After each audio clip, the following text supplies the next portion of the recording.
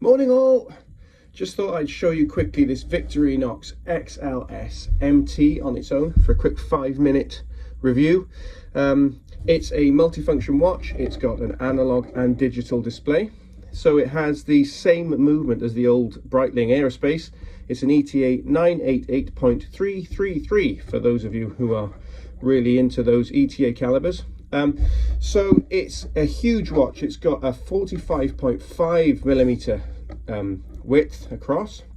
It has a huge dial because the bezel isn't too thick. This is quite thin, so the size of the dial across is actually really large. It's got the Arabic numerals, as you can see, and it's very, very clear to read.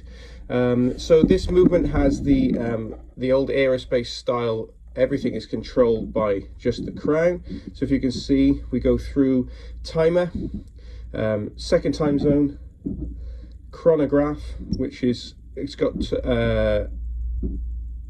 now if I'm not mistaken, this has got two types of chronograph. It's got a split second chronograph like that, and there is a way to get it to have a chronograph that just starts and stops like you would find on a there we go, and that's the chronograph that just starts and stops. I moved it. Okay, so if I press stop now, it doesn't do a split time, it just starts again from the same place when I press the crown in.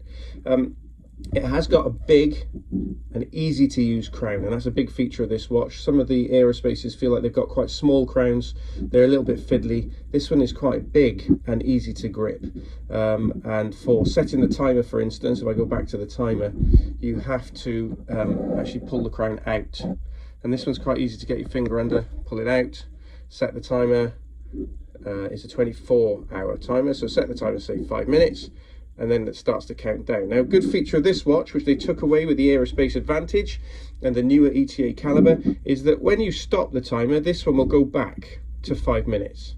So if I want it to go back at any time, I just press the button and it goes back. When you've actually completed your timing, and it goes back to 0, the next day when you want to time your egg again, if you just press the button, it goes back to 5 minutes and starts counting down. The only disadvantage, which you can see blatantly here, is that these hands are not in any way skeletonized, so it's quite difficult to see the seconds now that it's sitting right across it, but for a timer it doesn't make much difference, I don't suppose. Anyway, so that's cool. So it's good that it's got that function on the timer. You keep turning the crown to go through second time zone, chronograph, the two chronographs we just said, and then it's got an alarm. Then you can turn the dials off completely, and then you can have the time displayed on the bottom dial. You can have the seconds and the date on the bottom dial, and then you can have the day and the date on the bottom dial, and then we're back to the beginning timer. So obviously better for the battery if you're not using the functions to keep it in the off mode, but it's quite satisfying just to have it on the time or whatever you prefer. The dial is a silver color. I can't really describe that as white, but if you ever saw a white Breitling Aerospace Advantage, very similar color really. It's more silver than it is white, to be fair. So it's got a big lug. It's got a big lug at 23mm that they say in the book. I've had 24mm NATOs in there and I didn't realize it was 23. I thought it was 24. So it's a big lug, pretty easy to get straps in there. It's a black steel PVD case and bracelet. They call it iced black ice. That's what they call it, black ice, but it's basically a PVD, so you can see that when it does pick up a scratch, you can see them, but I mean it doesn't look too bad, I don't think.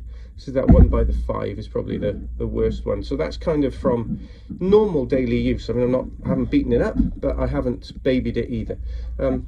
It's got the safety clasp there, so classic style butterfly, click click, and then the safety clasp goes on, and it's got a 2-button release there. So that's good. So you can see it's got the normal stainless steel back. This one is water resistant to 100 meters, and it's good for that, which is pretty good considering that the crown can't screw down or anything, because you need it to be using it for all those functions. So just to give you a couple of negative things that have come to me from it, it doesn't have a second hand. Don't know if that'll wind you up or not, but none of the aerospaces do, and those movements don't. It's not got a backlight, which is a shame. But to be honest with you, the trade-off of the backlight for that function of being able to reset the timer to 5 minutes, I find I would trade it off from the new Aerospace. I prefer to be able to just do the timer without fiddling around, but it is a shame that it doesn't have a backlight. And the only thing is that because of the sheer size of the watch at 45mm, the digital displays can seem a little bit small, and because of their negative display, in some lights they're not very easy to read, and maybe to do with the anti-reflective coating on the sapphire crystal as well. But yeah, that's the negatives. Positives, the loom is good. Let me just show you. I just draw the curtains here. The loom is bright, easy to read all night long, no problems at all with that.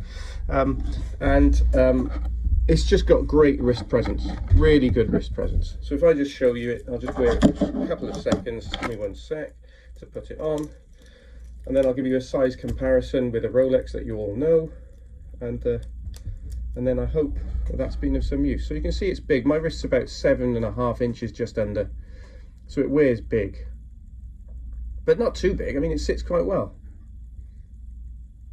So just for comparison, here it is alongside something that you all know. So there we go. So this is a 40mm.